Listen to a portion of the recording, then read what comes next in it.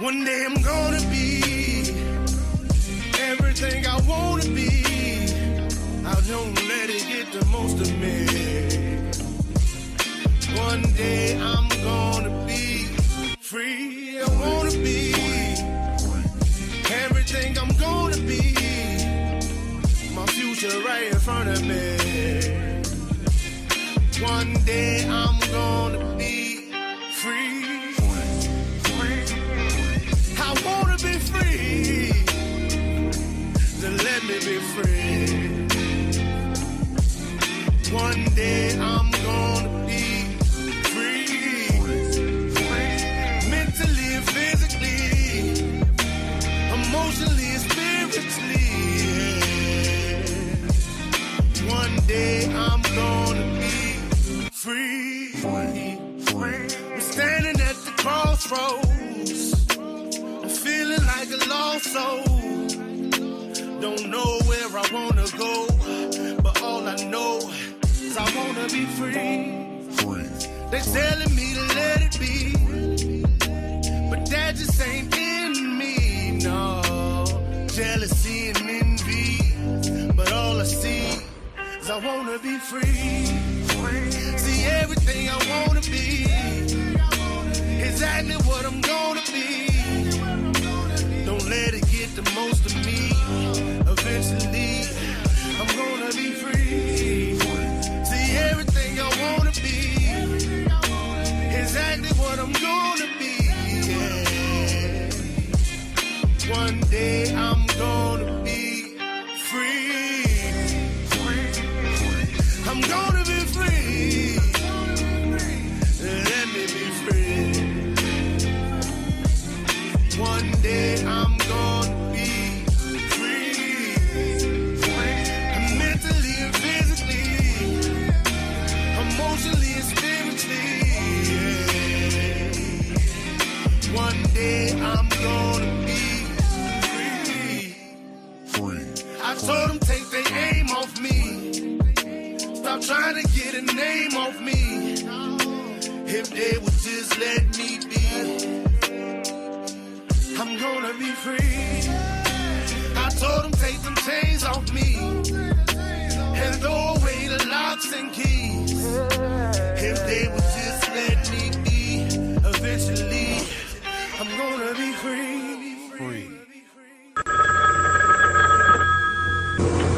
They're back.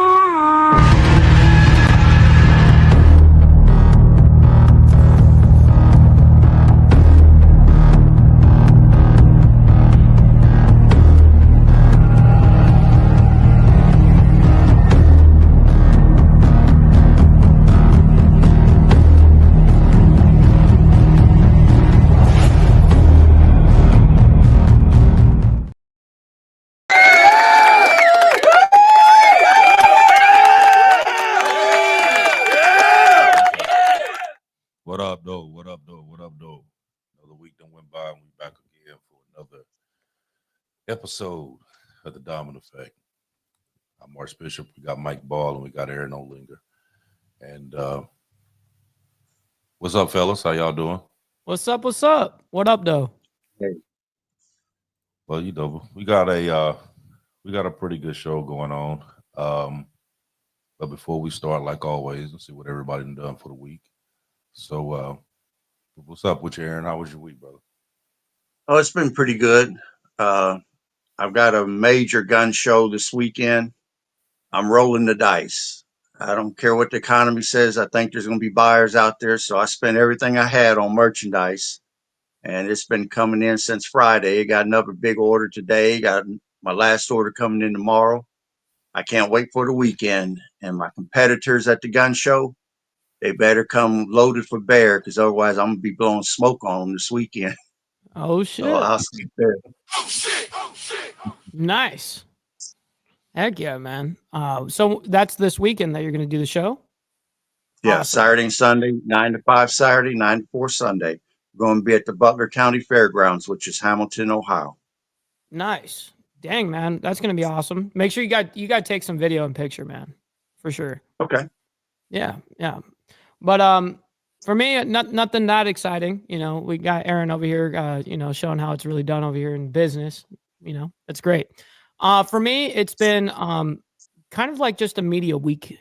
Just even though it's kind of weird, we do these shows every Wednesday, right? Every Wednesday, and it seems like it just goes like that, and it blows my mind. I'm like, I can't even believe it's Sunday or Wednesday again. It's like it comes by so quick. But yeah, it's been a lot of just media stuff. I mean, I think that you guys know that there's a lot of stuff going on in the world, and it's like minute by minute right now, man. So I'm just got an eye for that kind of stuff right now. How about you, AB? Work as always. I mean, it's like that's all I get done. But I did take a little time off this weekend. I went to Daytona for Bike Week.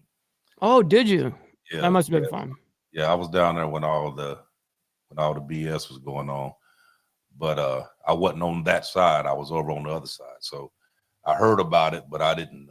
I wasn't nowhere around it. So, right. But it was. I mean, it was a good time. I mean, got to hang out a little bit, and I was actually surprised how many people come walking up to me. Oh wow! Yeah, I would imagine.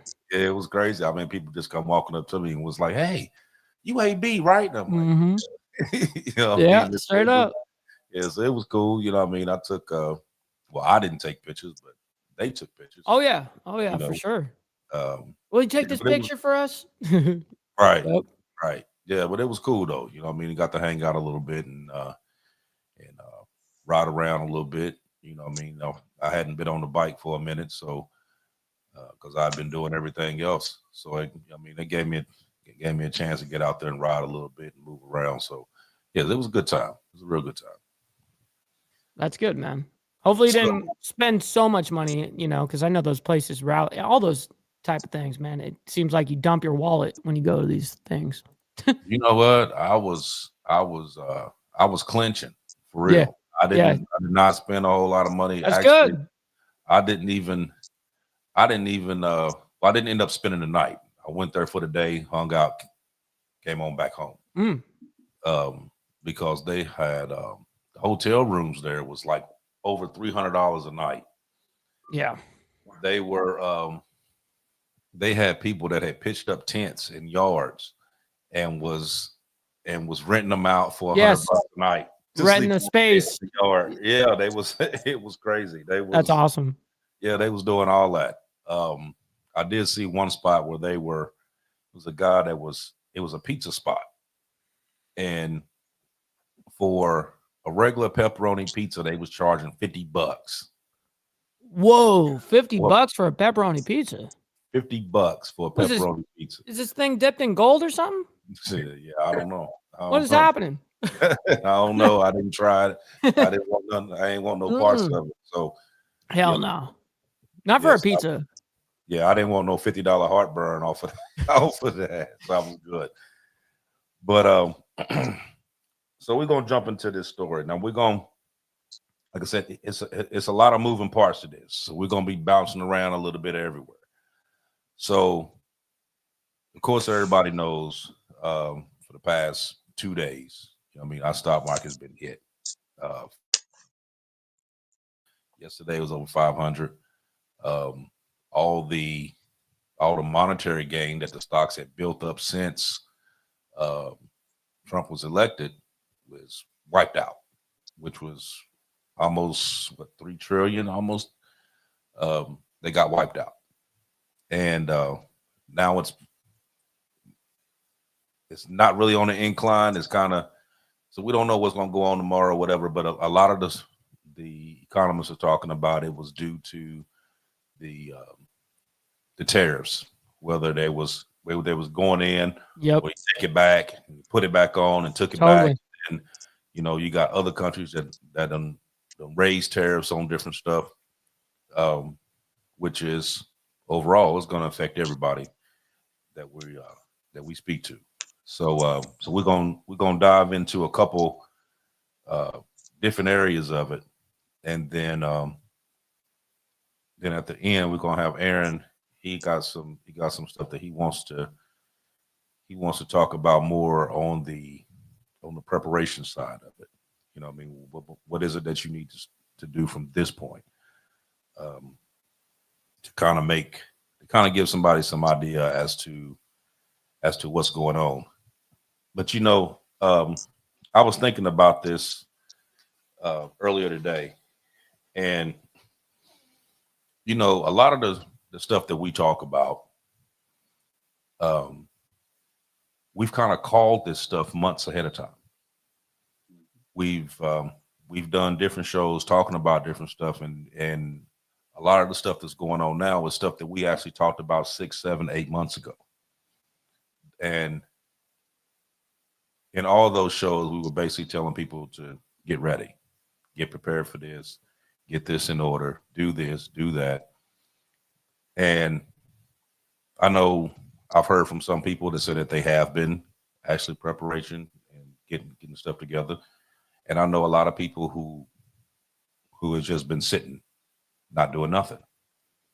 You know what I mean? And it kind of reminded me of, you ever been out and you seen like a storm coming, and you see that it's pitch black up ahead of you, winds blowing, everything. You see the rain a mile away, and you see it, but everybody else is just kind of moving around, dealing with life, kids, investments, where they going to eat at, whatever. But they're not paying attention to the storm that's coming, not knowing that that storm that's coming could have some catastrophic effects that could affect you. That was one of the things that I was thinking about today, because it's like, we keep talking about this stuff and you see it. We're not just talking about it. You see it on the news too, the watered down version, but you do see it. And it's like a lot of people really not paying attention to it. I was talking to a guy today, and the only thing that he was worried about was whether or not the tax bill was going to get voted on, so that way he could get his $5,000 check. And I asked him, well, what's the point in getting a $5,000 check if the $5,000 ain't worth shit? He's like, well, what do you mean? So then I had to go through and explain to him what I meant by it, and I told him that $5,000 is only worth $5,000 here. It ain't worth that anywhere else you're going to. And here's the reason why it's not worth that. And it's steady declining, because right now we still, even though the US dollar is the most prevalent currency in the world, it's still not backed under anything. You're right. So every time gold prices go up, dollar prices go down, because it's not backed under nothing. Mm-hmm. And you would think, with all the stuff that's going on today, that instead of worrying about, layoffs and cuts and program deletions and stuff like that you would worry about primarily how to get this money back on track. It ain't about giving the money away. It's about securing the money to where it's actually worth something. That's what we're missing here. I was watching a news thing on CNBC, and Wall Street actually named this that's going on, that they called it Trump session. Oh shit! And they said that this is the first time in our lifetime that they have ever named a recession after a president. Damn. And it said it is usually not clear, and it's not usually a straight line of blame, because of presidential policies, recession, stuff like that. It's a lot of stuff that goes into it that actually makes this recession. But they're saying all the works that's going on now is basically because of him. So he's the first president that ever had a actual recession named after him, which I find crazy, and But what I didn't know was that they said that um, um, that under Bush and Reagan, well, both Bushes, Bush and Bush Light, and Reagan, they all fell at the end of their terms. They all had recessions at the end, even Trump when he was out. And it said that the Democrats came in, they, you know how they kind of flip flops out. So like it's always one that either catches the recession, and it's one that gets it. You know what I mean? As they flip flop out. But they said that when he came in, that no matter, you know, whether they was talking about the economy actually going down, and yes, there was bad parts of the economy, you know what I mean, when he got elected, but they said that it was actually the highest performing economy in history, including the stock market. Now, just going by them, I'm not no economist, so I can't say that. I'm going by what they're saying by the numbers. But whether it was or it's not, we in the shit now. So with the tariffs going on in Canada, because you know that Mr. Ford in Canada dropped a 25% tariff on the electric power that covered was it Michigan, Minnesota, New York, and of course you know Wisconsin is going to be involved in that as well because it's in the mix.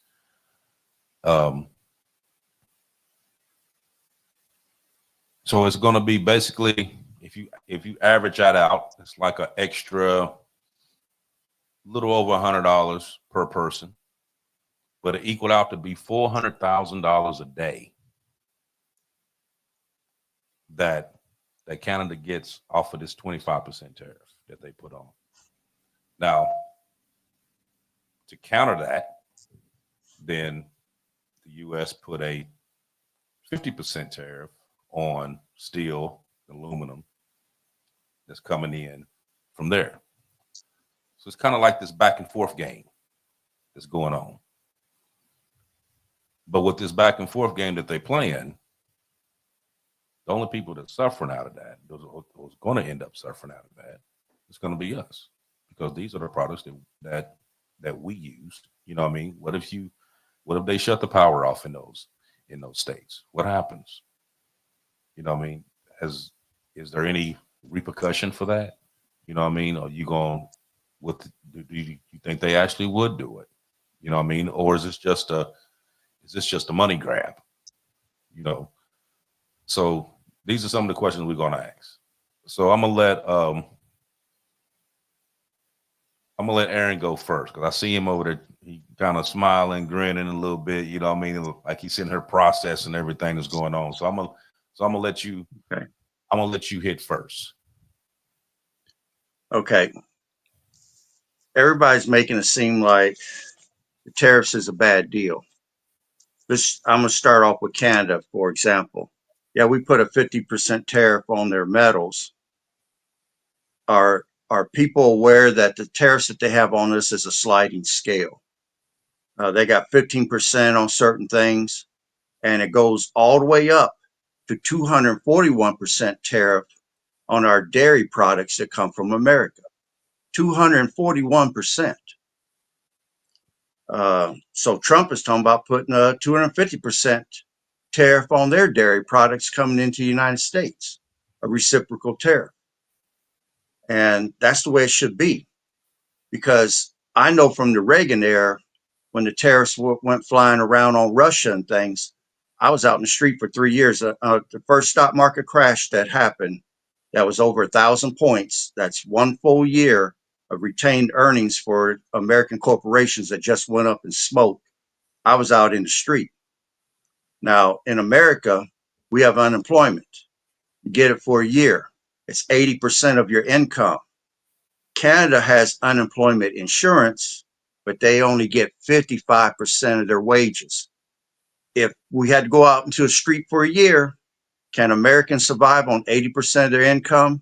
Can the Canadians survive on half their income? What's your bill structure like? You win tariff wars through attrition. You outlast one another. So can they do that? They're talking about they're going to impose 20 billion in tariffs on America. We can match it. And when your population goes out into the street, how long can they last? If they want to turn off the power to New York, Michigan, and Minnesota, turn it off. We'll build either a nuclear power plant or we'll build a coal fire plant. Coal fire would be cheaper. And all those workers that you had supplying that energy that we will no longer need will be an unemployment line, being a burden on your system that we already supplement with money for economic aid. So, and if you don't want to sell us oil, that's fine. We'll buy from Venezuela. Your oil industry will collapse. You want to get into a war with us? Bring it. Bring it on, because we can take it. We're tough. And when it comes down to the money, we'll see who can outlast who. I mean, Bishop, do you mind putting that picture up on the screen that I sent you earlier? Which No, one? not That that one one. there? That one. Yeah. These are the 50 countries that claim they have the best quality of life. And I want you to look at number 22. That's the United States. All these other countries are bragging that their people live a higher standard of living than the United States. And if you notice, the majority of those countries is a part of NATO. So if they're balling like that, what do they need our aid for? Why are we paying $860 million to fund them and provide them with arms and military when all Trump is asking them to do is put in 5 cents of every dollar that they take in to cover their own military? I mean, that's 5 cents on the dollar is nothing. But they don't want to do that. They're spending their money living their best life, and American taxpayer over here struggling. I mean, in 2022, 70% of the Americans didn't have $1,000 in emergency savings in case something come up. In 2025, 68% of Americans don't have $500 in savings. We're paying so much in taxes, we can't save no money. We're financing 175 nations of 188 nations of the world with money. If you can put 241% tariff tax on our dairy products, man, that's obscene. And then you get mad if we want to put 15% on you. No, we need reciprocal tariffs. We need to match dollar for dollar on all these people. And when we do, you watch how fast they come back to the table, because we spend money over here and they know it. Everybody wants access to our markets. They need access to our markets. They need us buying their products. If we go somewhere else, their industry almost collapses.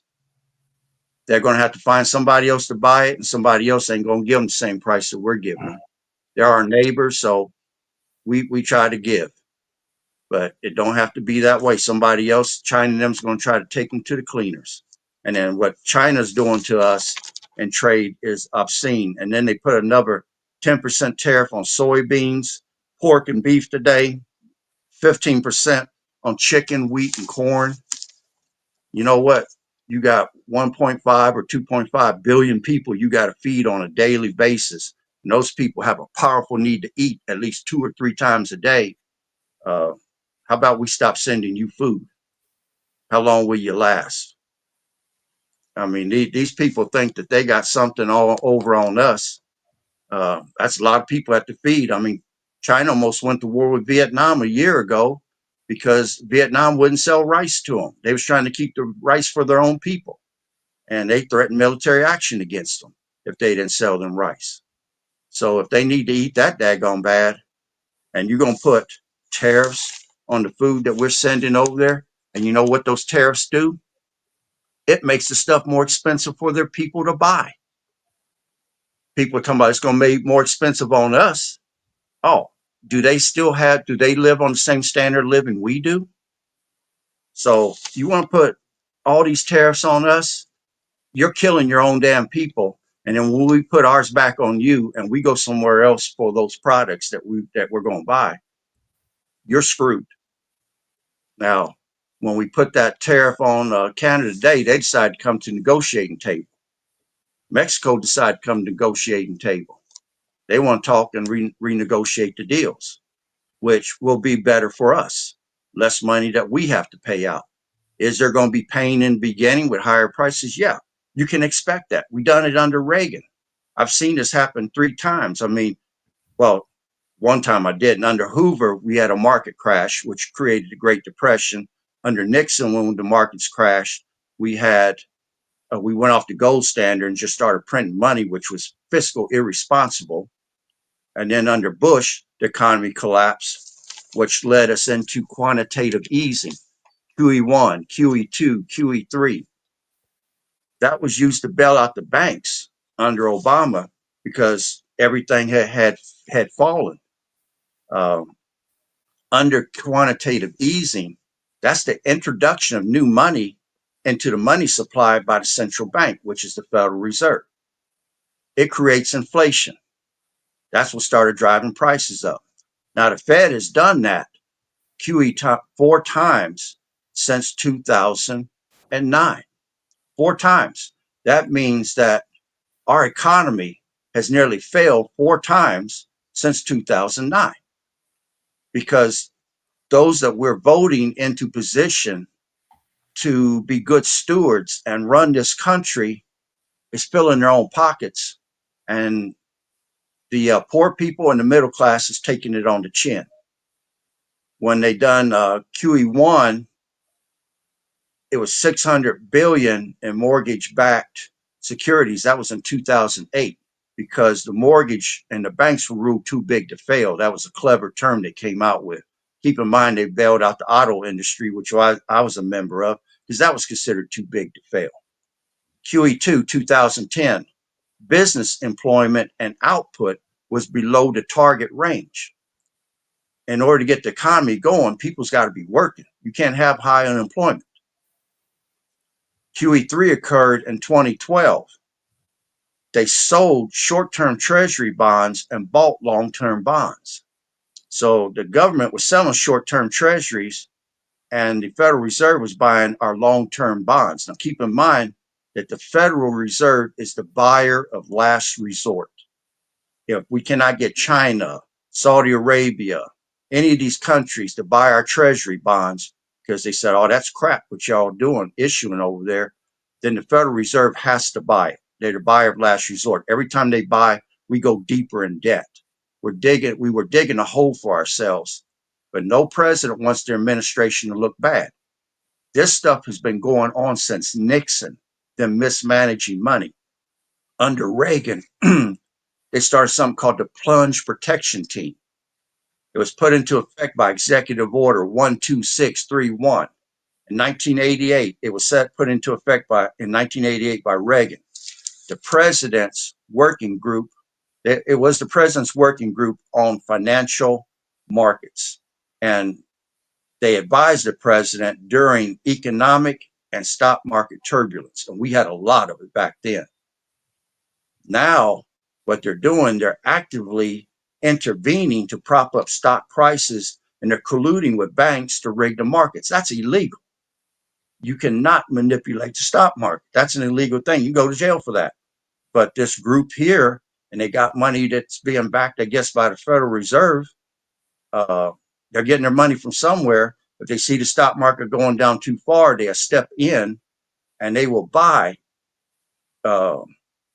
investments, which they're not supposed to be able to do, to make the market look like it's coming back. That's stock market manipulation. Since Nixon has been in office and we went off the gold standard, our whole economy has been a Ponzi scheme. We've been borrowing from Peter to pay Paul, basically. You know, our economy has become so distorted at the expense of the poor and middle class because we keep having to pay it. At one time, one person working in our economy could support a family of 4. One person, even a family of 5. Today, you need two people working, and one of them's got to have a side hustle to be able to make it. That's how bad and how delusional it is. So when someone says that Biden's economy was the greatest ever was, there was no president that borrowed more money than he did. He kept raising the debt limit every 3 months. He was raising the debt limit, which that's like you raising the debt limit on your credit card. And I got this new surplus of funds. Let me spend this. Then he was having the Federal Reserve print money out his butt, and we're talking billions, trillions of dollars, which that's a loan to the American government. I got a new surplus of cash. Let's spend it. We're doing well. We're digging a hole for ourselves. Then, let me see. He's raising that, and then we're borrowing money from other nations just to pay the interest rate on the national debt. We're borrowing money to make the interest payment. The national debt payment is so high, I think it's $1 trillion right now, just the interest payment, that it exceeds the money that we spend on our national defense. That's how bad it is. Oh, wow. Economy's booming. We're being lied to, people. And the poor people and the middle class is having to keep paying higher taxes. You saw the chart. All these countries of NATO are claiming they're living better than us, and we're financing them. Make this make sense to me. Even Canada's up there. Make this make sense. Our leadership has failed to provide us with good stewardship and to lead the American people forward. They dug a hole so deep that now we can't kick the can down the hill no further.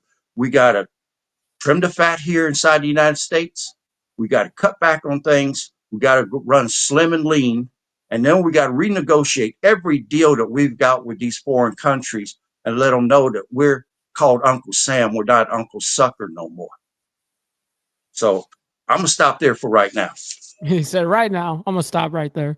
Yeah, Prakash, your ass needs some water. Grab some water, homie. I'll take a drink. Take a drink. Yeah, that was good.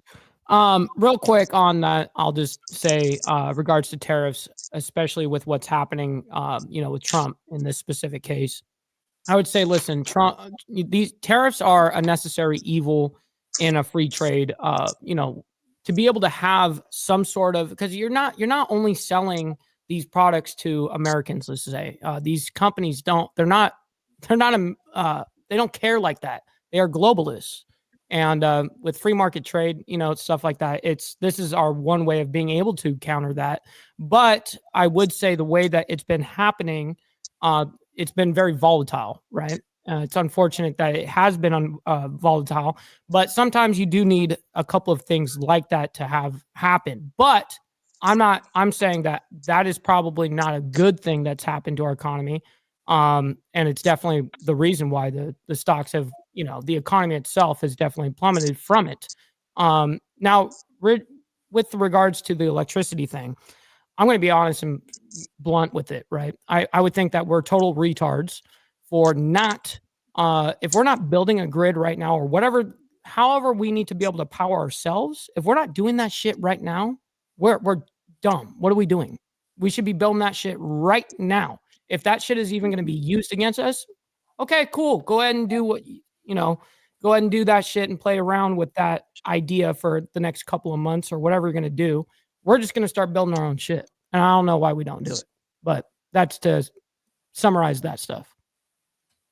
Well, with the grid, I agree. That should have been done a long time ago. And that's not the first time that's been talked about. I told you before, I used to work for a company that we used to work on all the power lines around the country. And that was one of the biggest complaints, is that why did we have that particular grid in Canada? It had always been talked about, but that with all the money that the U.S.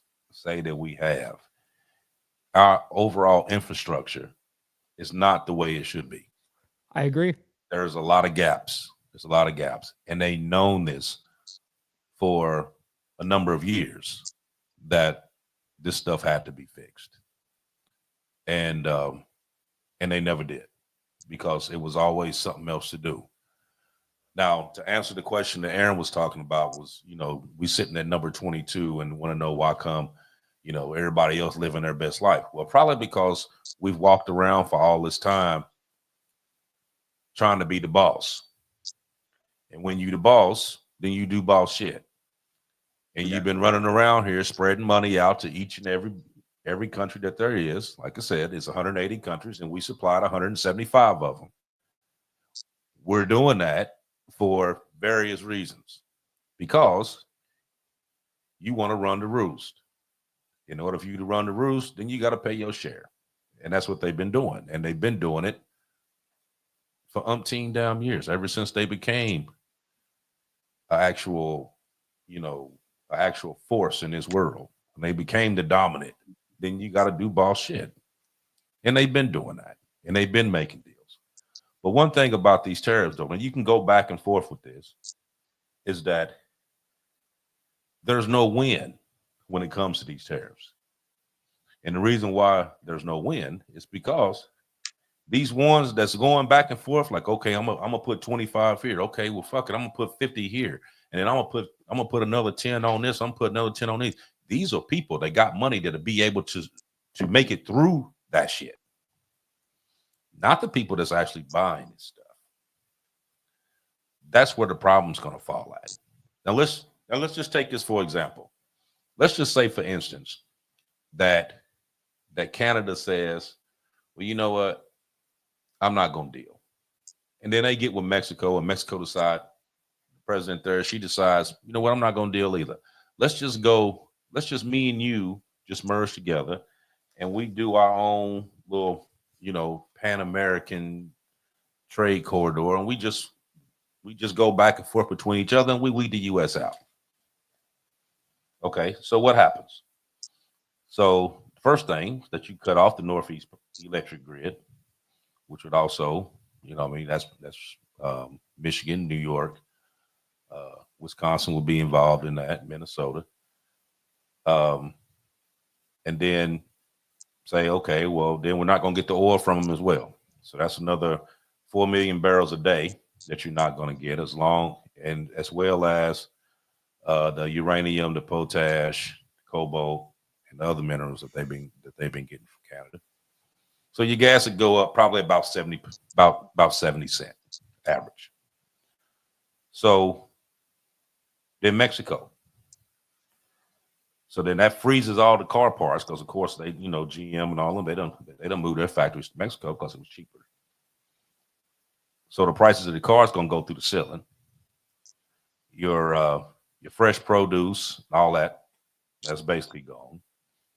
The 1.2 million barrels of oil that you get from there, that's gone. So your gas will go up probably about $1 off of that. Now you choking at both ends. Okay, which the total will be about $400 billion a year. Now, if you have the income, if you one of these rich fucks that they got money, and you be like, okay, I'm not worried about that. That's $400 billion. But let's think about California. There's gas now already, I remember when Mike was over, gas was like $5-6 a damn gallon. Yep, it was almost $7. You know what I mean? When I left. So you add another $1.70 to it. So you got gas $8 a gallon. Not getting the produce, not getting the uranium, not getting the potash, not getting the nickel, not getting all the other shit that you're getting, not getting all the fresh fruits and produce and all that. Now we can sit here and say, like I told you both before, we can sit here and say that the U.S. is the greatest country in the world, and we can do this. But right now, March 12th, 2025, where it ends with everybody, where it ends with our own fucking friends. Sure. So you can easily, think about it, $400 billion right there. You can easily be crushed. Now, you got China on top of that. Now, let's say that took place, and now you got China, because China, they going after the farmers. And the reason why they going after the farmers is because the American commerce, agriculture is the biggest. That's one of the biggest economic weapons that we have. You got 150 billion in agriculture each year, and China is the biggest buyer of it. Now, they're talking about that they're going to close the door on that. So, is that just the first move that they're going to do, or is this like the precursors to the actual trade war that's actually going to go on? But you ask what's the big deal in that? Okay, so the U.S. basically feeds the world. We send food all across the continent, all across in every country of this world. The U.S. has sent some kind of food there, but 20% of that of the American crops bounces around too. So when you hit them farmers, what happens then? When them farmers start losing, where they're not getting their money, which means they're not growing, which means they're losing their farms. What happens then? That shit shuts down.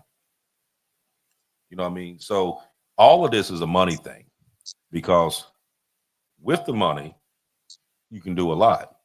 But when you put a strangle on that to where these farmers ain't making that money like they normally would, then they're not able to grow. Mm-hmm. So you're taking another, so you're taking another hit on top of that. You know what I mean? So now you can say, well, okay, well, we got enough stuff here in America. We can everybody just buy American and we'll be fine. You can do that. But it's a lot of stuff that we get that doesn't come from here. You know what I mean? And I'm pretty sure everybody orders shit online all the time. And where's it come from? China. That's where about 80% of all your shit coming from. No kidding. You know what I mean? So it's like we can say, yeah, we can hold out on this. But if you ain't prepared to hold out on that, it ain't no way. You have civil unrest here within a week if all that went on. You not agree? You not agree there? No, I You don't can't think agree with you on that, man. And the reason for it, and I'm gonna use farming as an example right now, and we've been operating on this for a couple decades now. We have a $49 billion deficit on our agricultural products every year. Our farmers, our mom and pop farms, are surviving on bare margins, and the corporations are coming in buying up the farmland because they're losing it. How can we have negative $49 billion a year when we're feeding the world? That contract needs to be renegotiated with every country that's out there. Our farmers should not be losing money. They should be gaining money, knowing that we feed the world. And again, I don't know too many countries that's more richer in natural resources than the United States. So if China don't want to buy our food, that's fine. Let them starve. Let them starve, because there's other countries that will. The reason why China is the largest buyer is because they're outbidding everyone. And then the second largest buyer is Japan. They're outbidding everybody in the food market for our products because they know it's better quality meat, it's more marbled, it's just better quality products. They don't have to worry about salmonella, listeria, and E. coli being in it. And then the American public is getting to eat the stuff from Mexico, Argentina, and different places that's coming in here with all kinds of problems on it. I mean, you got food recalls every week anymore because of the crap. Even the salmon coming in here from overseas got worms in it, from what I've been seeing. I mean, this is ridiculous. We could feed our own people and we'd be much healthier than selling it to China and letting them do it. But they're bidding the highest for it. That's the reason why they're the one that's getting it. But our farmers are taking it on the chin year after year, $49 billion. And what is China doing? They're coming in here buying up farmland. They're buying it up. And then the billionaires is buying it up because they see that food is going to be the future, and they're jumping in now So when the time comes, they're just going to reap rewards. Canada should not be able to buy our lumber here in the United States, buy land inside the United States. Our enemy nations like China, Russia, anybody else should not be able to come in here and buy land. That should be illegal. So this all needs to be changed. This system is broken, and it needs to be changed. And there's going to be pain before it gets better. And people need to adjust to that concept. And when this comes out, the farmers are going to be better off, and they won't be looking at negative 49 billion a year on their stuff. Yeah, when we renegotiate these deals. That's the only reason why I can't agree. Them farmers ain't gonna have shit if trying to cut their if China cut their damn heels with them. They ain't gonna have shit. They complaining now because they didn't get their little USAID money. They were pitching a fit. Now other countries will buy the product. Other countries will buy it. China's outbidding them. That's the reason why the other countries aren't getting a chance to go after it. Okay. Now, a lot of this. Okay, so let me go back here. So let's just take what you just said there. Now let's just say like the average cattle farm, right? So they take the cattle, sell it to China, right? They send the cows to China, butcher them, and then sell the shit back to you and bring it right back here. Now, what's the point in that? Why can't you just do it here? You know what I mean? Now, with the land being brought up by the Chinese, the Japanese, and all that, the government allows it. Now, if you go to China and you try to buy some shit in China, you can't buy nothing if you're not a citizen there. You can't buy nothing in Japan if you're not a citizen there. You know what I mean? There's a lot of countries that if you go trying to buy land, hell no. If you don't live here, you ain't getting it. They'll tell you right off. Right. But we do it. Hell, we just offering a damn gold card. Pay you a little $5 million and you get automatic citizenship, and you don't got to pay taxes on any money that you made from overseas. That's what they're doing. Yeah. You know what I mean? I agree. So it's not like this ain't something that we as regular taxpayers, I mean, we can sit here and talk about it and bitch about it. But they ain't doing nothing about it. That's the problem. I mean, the biggest problem is it's not just the fact that you got an economic problem. The problem is that you got people that's in these offices that we put in these fucking seats, hoping that they go and do the right thing, and they get there and they get their pockets greased and they don't do shit. And then, just like right now, everything's going to shit. These people, not just Democrats, but Republicans and all of them, they asking to sit down with these with these congressional members so you can explain to me what the hell going on and what are they doing? Staying away. Or they'll go, and then once they hear something that they don't like, they get up and walk off. You know what I mean? You're not doing your job. You're not doing your job. That's right. That's right. Like I was telling you earlier, they just did something here where they were actually talking about, Trump called this a national emergency. And then you turn around and you had Congress was like, okay, this isn't a national emergency. We can fix this. Let's get this off. But you had to have a vote in order to do that. So they put a vote up and they seconded the vote. And then in 15 days, you come back and you have a vote dealing with this. Well, Congress decide because they have more members. So what did they do? They put a clause in to where the 119th Congress, which we're in right now, they'll never hit the 15th day because they ruled the whole year as one day. Wow. So then they never hit 15 days to where they can fucking vote.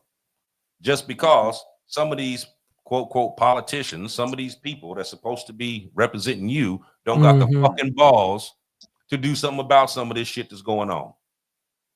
I agree. And they rather see you fucking suffer than to go over here and tell a motherfucker, man, stop this shit that you're doing. Mm-hmm. That's the problem. That's very true. Right. You got people sitting right there in Congress right now, House and Senate, that don't got the nuts to go up there and say this is wrong. The only ones that's actually saying something is the courts, because won't nobody else say shit. That's the only ones that's actually trying to follow the law, is the courts, because the Senate and the House ain't doing shit. They need to vote them all out and start all over, all of them, because they ain't doing shit, and they ain't gonna do shit because they scared. And the reason why they scared is because they ain't gonna say shit, because they don't want the orange man to say something about them, and then they not get reelected, and then they gonna lose their little money. Oh shit! That's what this is about. And in the meantime, everybody else is gonna suffer.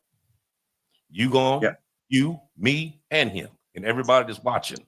Your ass is gonna suffer because of some bullshit that some rich bureaucrats done put in play, and they gonna sit back fine, and you gonna be fucked up. That's the truth.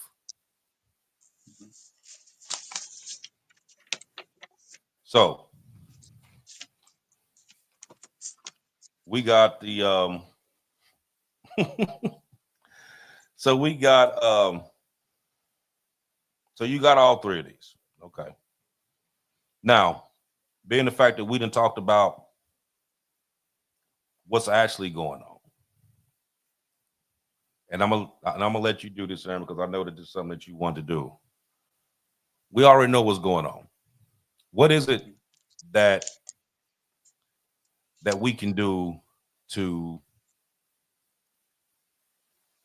get us as regular people prepared for what's to come? Because if you don't, I mean, if you sit here right now and say that ain't nothing gonna happen, you're a damn fool. And anything that happened from this point on is your damn fault. Period.com. Now, I've been saying this until I'm blue in the face, and I'm black, so that's hard to fucking do. I've been saying it for months. But we're going to do it one more time. So, Aaron, please tell these people what they need to do. Well, you're right with what you're saying. The poor and middle class is going to take it on the chin. And seeing I'm a budget-minded person, I've got a list of 18 items I'd like to recommend to people.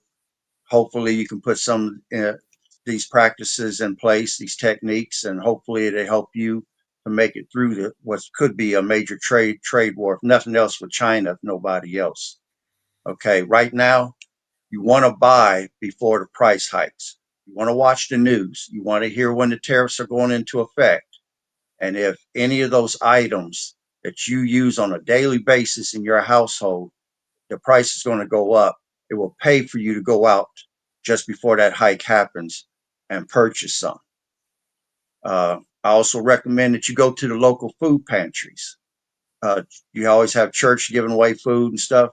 Swallow your pride, get in line, let them fill up your car with stuff. You're going to get a minimum of $50 in groceries, and it could be as much as $200, $250 in groceries.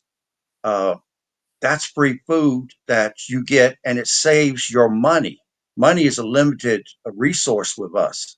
I mean, the average citizen don't have $500 in their checking account. So take advantage of that. This is free. Go and buy in bulk to save money. You go to a regular grocery store, box store, but you can go somewhere else like a Sam's Club or a Costco, and you can buy in bulk, and you come out cheaper that way. Take advantage of that. Though there used to be people doing it. I don't know if they still do it. They call them super couponers. Cut them coupons. Use them. That saves your money. You're saving money.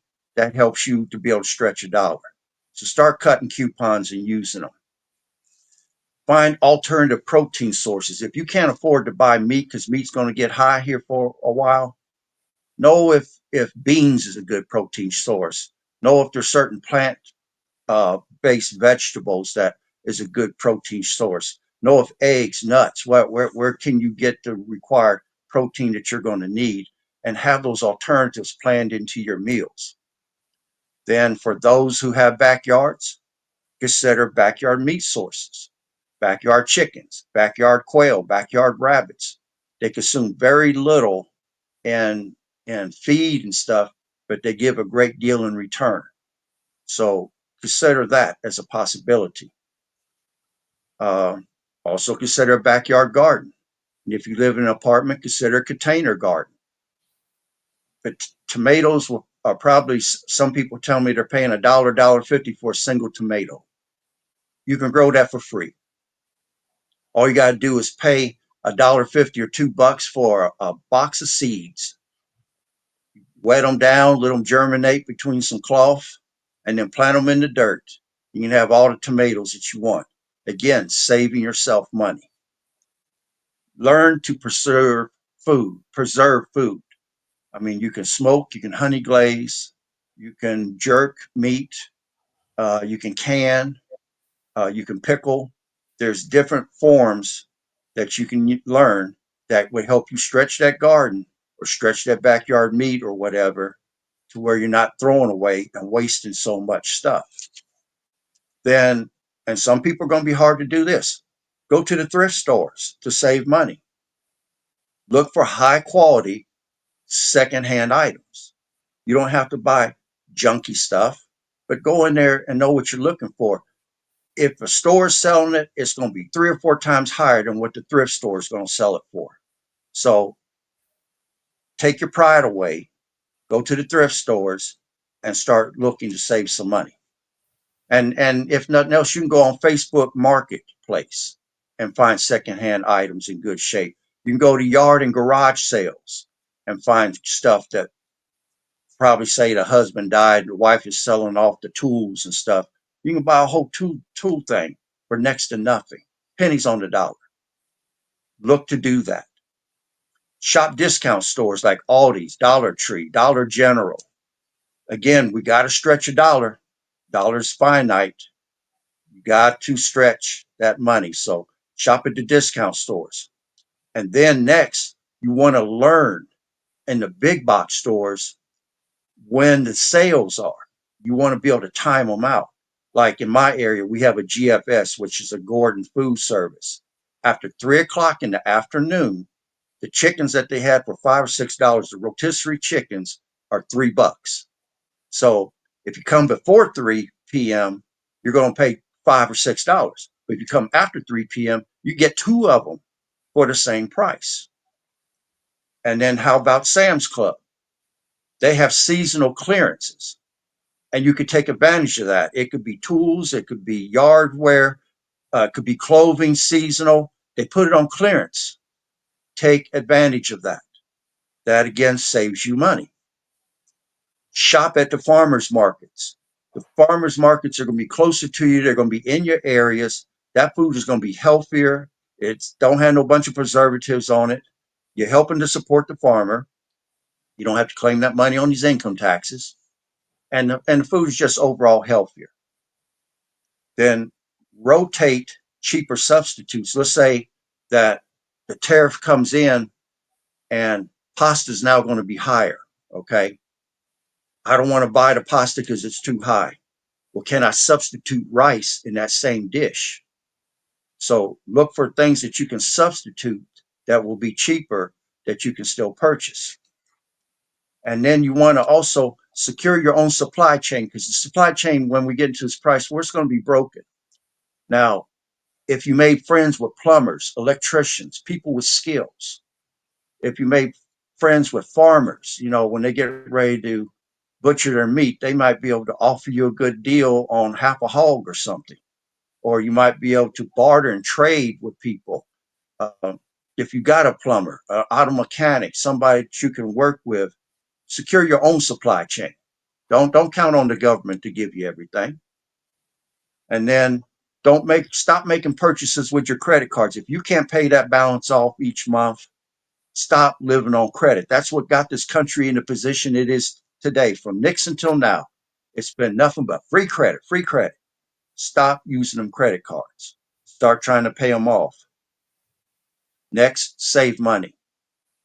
Pay yourself first and start putting some money back. And then lastly, put 10 to 20% of the money you save into precious metals. And if you do that, if you go into bad times, you'll have something that's going to go up in value. because here recently gold has outperformed every stock out there, including Nvidia in performance. But gold and silver is a stagnant investment. During good times, it does not make you any money. It's a hedge against hard times and inflation. That's when you want it, and that's when it's going to perform. And it's liquid. You can sell it fast. You take it to any gold exchange place, any currency exchange. You go anywhere in the world. Gold is gold and silver, silver. That's God's money. So put 10 to 20% into that. But I'm gonna say I'm not an investment counselor, so you don't have to take my word. But do your own research. And if you do those 18 things, you'll come out a whole lot better at the end, because the people at the end that's got money in their pocket can buy stocks and everything that are going to dip down low, and you can come back into the market because you got money in your pocket. You didn't blow it all and you didn't suffer. So know that you're positioning yourself to take advantage of the hard time, and you're going to thrive through it, and you're going to come out at the end. So I'll stop there. You get it all. Did you want to talk about your bags? Oh yeah, do you mind putting up picture? Yeah, Yeah, there it is. Yes, I decided. I almost feel like God's put it on my heart. I had done it years ago, where I was building bug out bags and emergency bags and kits. And I decided just this week that I'm going to start building them. I'm going to have them available for purchase April the 5th. I'm going to do a get home bag that you can keep in your car. I'm going to do a 3-day bug out bag, and then I'm going to do a 3-day deluxe bag. It'll be in the price range of 200 to 4 and no, 200 to 500. And I'll have a basic bag that will probably start at 200. And I'll have a price list of items that someone wants theirs customized, that they can tell me what items they want me to add to it. And I'm willing to ship, but I do not ship outside the United States. So the cost of the bag would be, if I have to ship it, will have to include shipping. And my forms of payment I take are Zelle, and I take credit cards, debit cards, and cash. So I'll stop there. And thanks for letting me do that, Bishop. Oh, no problem. No problem. No problem. I think that well, what's going on right now? Like I said, we can't worry about what's going on the outside. We gotta take care of ourselves, because first and foremost, that's because we're gonna be the only ones that's gonna be able to do that. You know, you see a lot of these programs are being shut down. They're firing thousands of people. FEMA ain't operating stuff. I mean, this is stuff that you would normally depend on, but right now they're not doing anything. So so we bought that up on the end, because this is just stuff that you can do yourself to make sure that you're okay. I know me and Aaron, we started last week, started buying gold backs. If you don't know what that is, we're gonna do a show once mine coming in the mail, and we're gonna show you exactly what they are, what's the significance of them, and why you should invest in that, and have it in your arsenal, because they're good to have. And it's we're kind of gonna go in depth with that, because it's a reason why they're coming back. So we're gonna talk about that as well. But we're gonna close the show for the evening. Like I said, I want to first of all, I want to thank everybody for coming out, like always. Appreciate you each and every week for supporting those that donated. I appreciate you.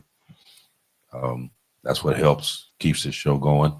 So hit that button and donate to the show. Hit the thanks button, or hit the join button, and get a subscription or whatever, just to that helps us keep this show going.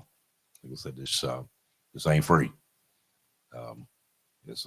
It takes a lot to get these shows pushed out every week. So I appreciate the ones who came through and donated for the show. Appreciate you. Like, follow, share, subscribe, pass it on to your friends. Have them check it out. that like button is crucial because it puts it on the right algorithm. Also, the ones after the live show, if you put something in the comments after the live show, that also helps. Put your input on it, what you thought about the show, what you think we need to talk about, whatever. We put our information on the bottom all the time. So if you got a show idea, you got something that you want us to talk about, then shoot me an email or catch me on Facebook Messenger or even the Facebook group, The Dominant Effect. Those of you that's not on there, go on there and sign up. And we have a real good time on there. There's a lot of information that we put on there as well throughout the week. And we're always on there. So if you ever want a question answered or whatever, it's a good way to get a hold of us. Oh, and also before I close, I have a shout out I want to do. There is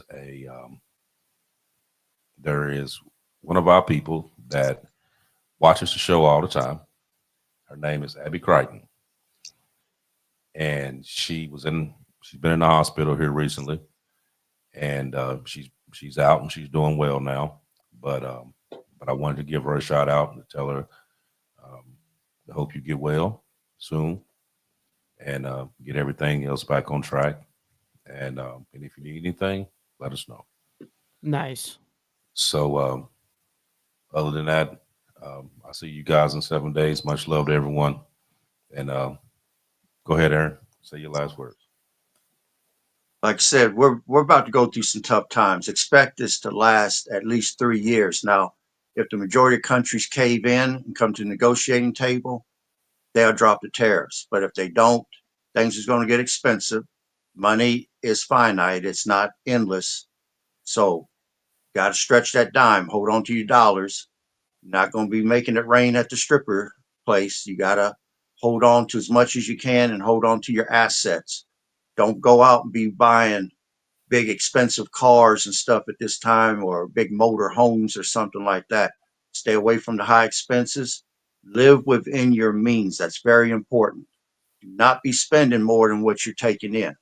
So I'm going to finalize it by saying we prepare for tomorrow. Well, we learn from our past so we can be better prepared for tomorrow. And I'll stop there. Well, ladies and gentlemen, I can't thank everybody in the chat enough for your engagement, your support, your, hitting that like button, like AB said, man. I can't thank both of you two on the panel as always, man. You guys bring the heat as always. And listen, if you guys are on my side, on the chat side, we're going to be rating our buddy Chris Lestrange, so stick around for that. But until next Wednesday, man, much love, honor, respect to everybody, and God bless to everyone. Hopefully we'll see you guys very soon. Peace out, everybody.